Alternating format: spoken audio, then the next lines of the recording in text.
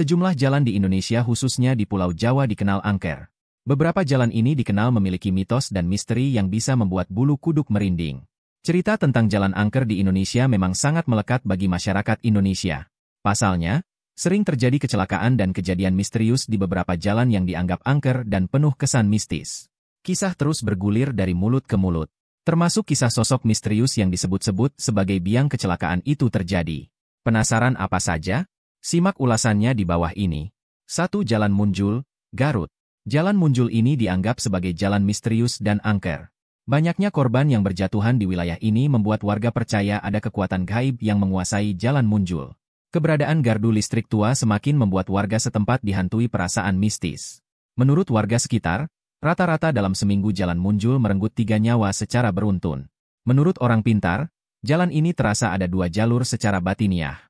Untuk itu harap berhati-hati dan berdoa ketika mau melewati Jalan Munjul yang penuh misteri ini. 2 jalur Cadas Pangeran, Sumedang. Keangkeran di Jalan Cadas Pangeran memang bukan rahasia lagi. Konon kabarnya sering terjadi pembunuhan sadis terhadap orang-orang yang melintas baik itu pengendara mobil maupun motor. Korban-korban pembunuhan kebanyakan ditemukan remuk di dasar jurang yang terjal dan pelakunya tak lain adalah seorang gadis cantik bertubuh seksi yang kerap kali muncul saat turun hujan. Dalam melakukan aksinya, si gadis biasanya menghentikan kendaraan yang melintas. Dengan senyum manisnya ia meminta tolong si pengendara untuk mengantarkan ke suatu tempat.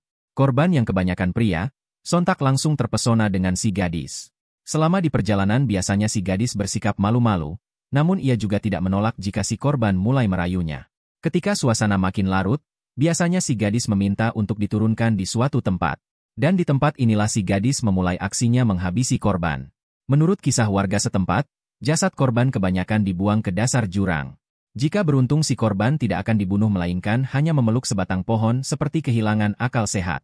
Sampai saat ini Jalan Cadas Pangeran menjadi jalan yang angker dan jalan yang misterius. 3. Jalan Tol Cipularang. Jalan Tol Cipularang sudah terkenal sebagai jalan yang memiliki banyak cerita mistis. Tidak sedikit korban jiwa yang meninggal dunia di tempat setelah terjadi kecelakaan. Salah satu cerita horor yang sangat dikenal di Jalan Tol Cipularang adalah keberadaan makhluk gaib berwujud perempuan dengan pakaian serba putih.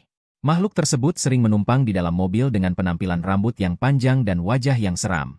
Konon, makhluk tersebutlah yang sering mengakibatkan kecelakaan hingga korban meninggal di Jalan Tol Cipularang. 4. Jalan Pantura.